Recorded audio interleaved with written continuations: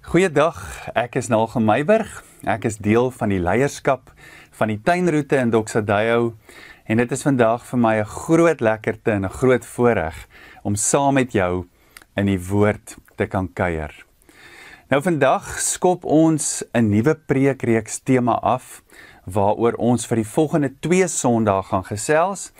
En ek gaan nou so 'n bietjie meer stil staan by hierdie tema, maar ek wil vandag begin deur vir jou 'n vraag te vra en dit is: het jy al iewers in jou lewe op jou geloofspad getwyfel? Het jy al die vraag gevra, hoekom Here? Hoekom het hierdie spesifieke goed in my lewe gebeur? Hoekom bevind ek myself in hierdie omstandighede? En hoekom ek? Hoekom Here? Miskien is jou vrae en uitdagings nie so persoonlik nie, maar eerder vrae wat verband hou met die hoekoms van die wêreld rondom jou. Hoekom is daar soveel swaar kry? Hoekom is daar soveel gebrokenheid? Hoekom is daar soveel goed in so slegte toestand in die wêreld rondom my? En hoe maak ek sin van dit alles? Nou, hierdie vraag is beslis nie 'n nuwe vraag nie, en ek en jy is ook nie die enigstes wat al die vrae gevra het nie. So ongeveer 300 jaar voor Christus was daar al 'n Griekse filosoof met die naam van Epicurus wat ook 'n grip op hierdie selfde vraag probeer kry het, maar ongelukkig sonder die inspraak van die Bybel. So sy gevolgtrekkings oor goed en sleg was as volg opgesom. Eerstens het hy gesê, as God nie in staat is om boosheid te stop nie, is hy dan nie almagtig nie. En tweedens het hy gesê, as God in staat is om boosheid te stop en dit nie doen nie, dan is hy nie goed nie. So dis die vraag waarmee hy gestoei het. Met ander woorde, as God almagtig en goed is, hoekom gebeur daar nog slegte dinge wat lyding en pyn in ons lewens veroorsaak? Nou die afgelope tyd in ons eie konteks het ons baie gepraat oor Jesus se koningskap, His glory en sy heerlikheid. En in die lig van dit kan ons die vraag dan translate as Jesus dan koning is en regeer, hoekom beleef ons dan nog swaar kry en lyding en alles wat saam met dit gaan? Nou ek wil vandag saam met jou gaan kyk wat die skrif oor lyding sê. Want ons sien in die skrif dat lyding en swaar kry baie dikwels integraal deel was van die lewensstories van die mense in die Bybel. Dit was selfs deel van Jesus se lewe op aarde. Met ander woorde, die Bybel vermy nie die tema van lyding en swaar kry nie. Maar hier is iets baie belangriks wat ons moet hoor. Die Bybel vermy nie hierdie tema nie, maar die Bybel stop ook nie by die hoekom vraag nie. Die Bybel gaan altyd oor na 'n volgende vraag toe wat sleutelbelangrik is in ons hantering en in ons belewenis van lyding. En hierdie vraag is, hoe nou? In plaas van hoekom? En daarom is dit dan ook die tema van ons 2 weke preekreeks. Nie hoekom nie, Here, maar hoe nou, Here? Nou as ons 'n bietjie in die skrif gaan ronddelf, gaan ons sekerlik meer as een antwoord of meer as een verklaring kry hoekom daar soms lyding is.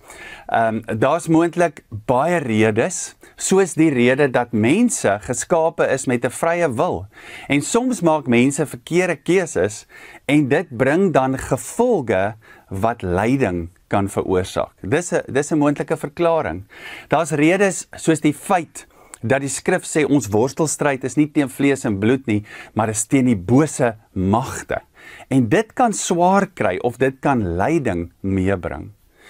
Dan weet ons, is daar die uitsonderlike storie van Job. Job was 'n regverdige man, hy was 'n toegewyde man aan God, en Job was 'n voorspoedige man. Maar dan neem die storie van Job 'n drastiese draai, wanneer die Satan kom en beweer dat Job net getrou is aan God, omdat God hom seën. En Satan sê, as Job alles sou verloor, dan sal hy nie meer so getrou en toegewyd aan God wees nie. En dan daarna dan sien ons in hierdie storie van Job al die lyding waardeur Job gaan as gevolg van hierdie aanklag van die vyand en dan die geloofstoets waardeur Job gaan. Somtyds het lyding of swaar kry moontlik te doen met die dissipline wat ons beleef, waarna die Hebreërs skrywer verwys in Hebreërs 12. Op die oomblik van dissipline, lyk dissipline nie of dit blydskap bring nie, en dit voel na lyding of swaar kry, maar later lewer dit die vrug van geregtigheid op, soos die Hebreërs skrywer dit ook noem. So, hierdie is 'n klomp verklarings vir die redes hoekom ons lyding en swaar kry kan beleef. Maar vandag wil ek saam met jou fokus op een baie spesifieke aspek van lyding, wat ek glo jou en my gaan help om met ons geloofsperspektief oor lyding en ook in tye van lyding, sodat dit gebaseer sal wees op hoe nou Here en nie hoekom Here nie. So Paulus skryf in Romeine 8 iets baie groot. Hy skryf dat die hele skepping nog saam met ons as kinders van God sug en 'n geboortepyne verkeer en hoop om vrygemaak om nuut gemaak te word. So wat beteken dit as Paulus dit sê? Nou iets baie interessant, die opskrif van hierdie gedeelte waarin Paulus hierdie woorde gebruik, is die opskrif die eerstelinge van die Gees in die 1953 vertaling en die opskrif toekomstige heerlikheid in die 2020 vertaling. So ek wil dit graag saam met jou lees, dat jy dit kan hoor. Romeine 8 vers 18 tot 25. Ek is oortuig dat die lyding van die huidige tyd nie vergelyk kan word met die heerlikheid wat bestem is om aan ons geopenbaar te word nie. Met vurige verlange wag die skepping daarop dat die kinders van God openlik bekend gemaak sal word. Want die skepping is onderwerp aan 'n sinlose bestaan, nie uit eie keuse nie, maar deur hom wat dit daaraan onderwerp het. Die skepping hoop om self vrygemaak te word van verslawing aan die verganklikheid met die oog op die heerlike vryheid van die kinders van God. Ons weet immers dat die ganse skepping tot nou toe saam met ons sug, ja, in geboortepyne verkeer. En nie net die skepping nie, maar ook ons wat die Gees as God se eerste gawe ontvang het, sug innerlik, terwyl ons uitsien na ons aanneming tot kinders, die bevryding van ons liggame. Ons is immers verlos in hoop, maar die hoop wat gesien kan word, dit is nie regtig hoop nie, want wie hoop nog op wat 'n mens reeds kan sien? Maar as ons hoop op dit wat ons nie sien nie, dan wag ons daarop met volharding. Paulus sê in hierdie gedeelte, dit is so. Dit is so dat die skepping tans nog onderworpe is aan die verval en die gebrokenheid as gevolg van die sondeval en alles wat saam met dit gegaan het, maar dit sal verander. Dit sal verander die dag wanneer God alles finaal gaan nuut maak. En dit is ons hoop. En daarom volhard ons. Die swaar kry wat ons nou beleef, kan nie vergelyk word met die heerlikheid wat op ons wag nie. En saam met dit het ons nou reeds die Heilige Gees as God se eerste gawe ontvang. Die Engelse vertaling praat van hierdie gedagte van die Gees van God as sy eerste gawe as the first fruits of the Spirit. Nou, hierdie konsep van first fruits kom oorspronklik uit die landbouwêreld, waar die eerste vrugte altyd 'n waarborg was, dat die res van die oes wel sal volg. So wat sê Paulus hier? Hy gebruik hierdie beeld van the first fruits om ons aan te moedig. Ons het nou reeds die Heilige Gees wat in ons woon en die werk van die Heilige Gees en die bekragtiging van die Heilige Gees.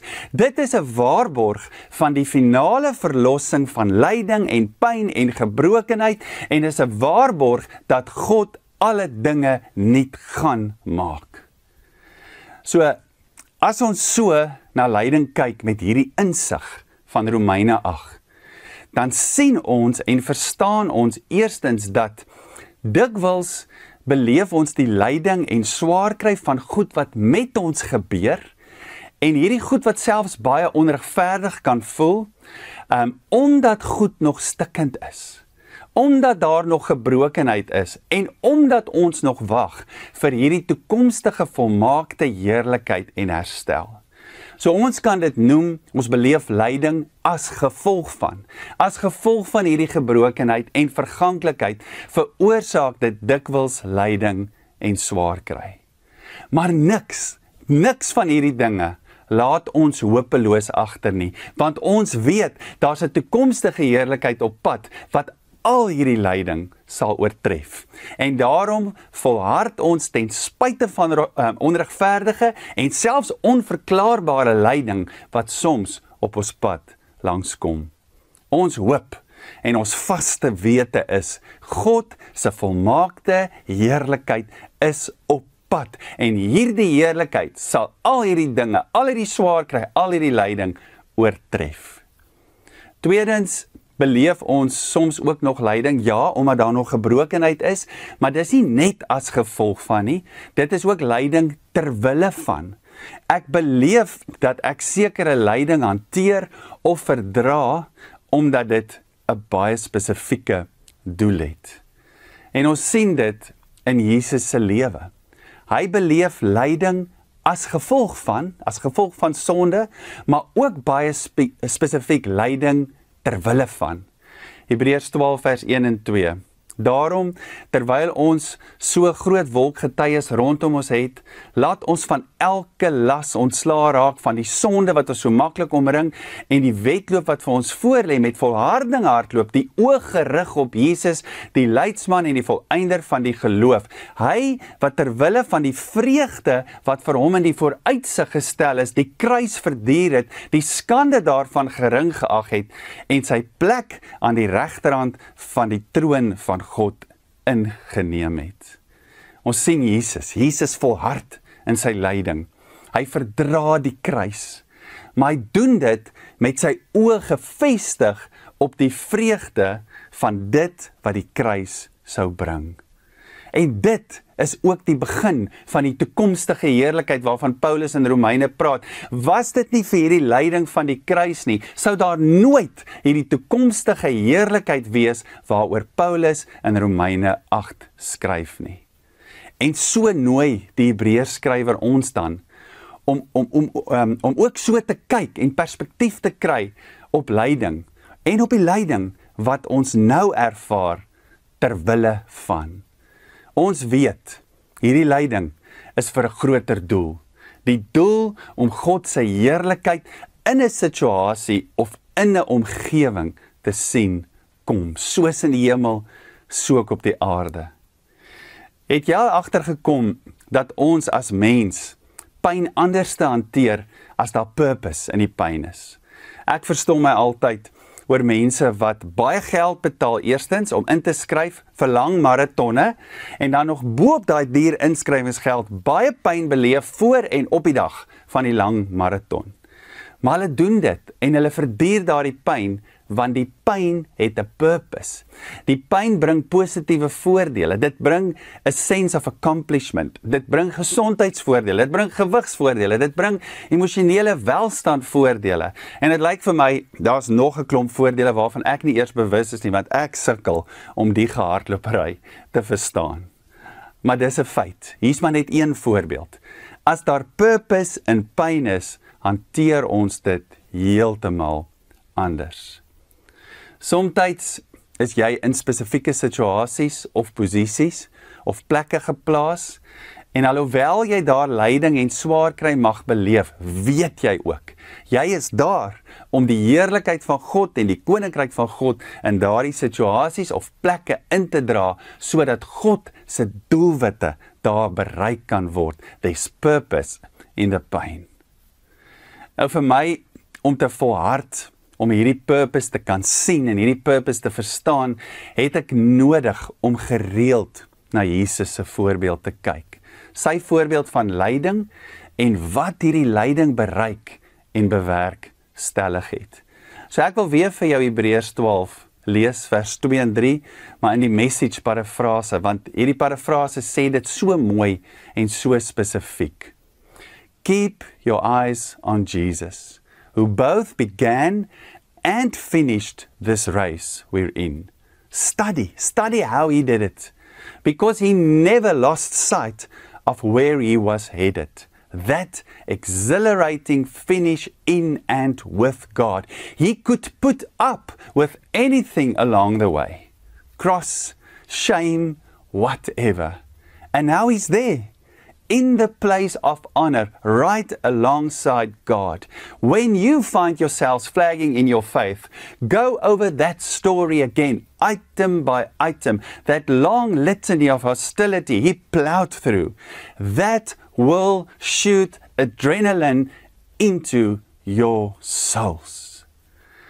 As jy moeg raak, as jy perspektief verloor, kyk na Jesus. Kyk na God se plan, kyk na sy manier van dinge doen. Daar is purpose in die pyn. En die heerlikheid wat God wil bring en wil doen, kan nie vergelyk word met die swaar kry en die lyding nie. Saam met hierdie voorbeeld van Jesus, het ek nodig om gereeld met God se teenwoordigheid en inspraak te engage en vanuit dit te leef. Ons is hierdie jaar besig met 'n reis in die boek Hebreërs en ons het al reeds baie gepraat oor Jesus wat nou ons hoëpriester is en wat medelee het met ons lyding en ons swaar kry en ook wanneer ons swak voel. Ons kan met vrymoedigheid na hom toe gaan want ons leef nou in sy teenwoordigheid. En ons kan enige tyd, enige plek met dit engage. Hy is die een wat ons help. Hy is die een wat ons bekragtig. Sy teenwoordigheid is ook die plek waar ek perspektief kry op my lyding en waar ek bekragtig word vir hierdie purposes wat God beplan en 'n gedagte het. Die Hebreërs skrywer sê weer in die laaste hoofstuk van Hebreërs, Hebreërs 13 vers 5 en 6, ek sal jou beslis nie verlaat nie en ook nie in die steek laat nie, sodat ons met vertroue kan sê, die Here is vir my 'n helper, ek sal nie bang wees nie. In 1 Petrus 2 vers 6 en 7 sê Petrus die volgende belangrike waarheid. Hy sê, kyk, ek lê in Sion 'n uitverkore, kosbare hoeksteen, en die wat in hom glo, sal nooit beskaam word nie. Dit laat my dink aan die fondasie van 'n huis of 'n gebou. As die fondasie reg saamgestel is vir die gewig wat die fondasie moet dra, dan is die gewig nie 'n probleem nie, want die fondasie se integriteit is gereed vir dit. Ons as kerk, die eklesia van God, se fondasie is meer as gereed, want ons fondasie is Jesus, die ewige, laaste koning, wat alle bose magte oorwin het en vir ewig sal regeer. En ons steun op hierdie ewige fondasie, ook in ons lyding en ons swaar kry, wanneer ons druk en pressure beleef. Ons is nou deel van dit wat God doen, en daarom beleef ons dikwels ook lyding, want hierdie lyding het 'n doel, ter wille van. Dit bewerkstellig 'n heerlikheid wat nie met die lyding van die huidige vergelyk kan word nie. Ek wil vandag vir jou 'n laaste skrifgedeelte uit Korintiërs gee, waar Paulus dit weer bevestig. Hy sê weer, kom ons hou ons oë gefokus op hierdie heerlikheid en op die beloftes van God. 2 Korintiërs 4 vers 17 en 18. Want ons ligte en tydelike verdrukking bewerk vir ons 'n gewigtige en alles oortreffende ewige heerlikheid, terwyl ons nie let op die sigbare nie, maar op die onsigbare dinge, want die sigbare is tydelik, die onsigbare is ewig. Ek wil vandag saam met jou afsluit met 'n lied, die lied Cornerstone, as 'n tyd van gebed. En mag jy vandag opnuut beleef hoe die Here jou die perspektief van die skrif gee op die lyding en die swaar kry wat jy dalk huidiglik beleef. En mag jy beleef hoe jy, omdat jy in Jesus glo en glo dat hy jou gebruik om die heerlikheid van sy koninkryk in verskillende omgewings en situasies in te dra, daagliks kan leef in die krag en die oorwinning en die heerlikheid wat daar in Jesus ons fundament is. Amen.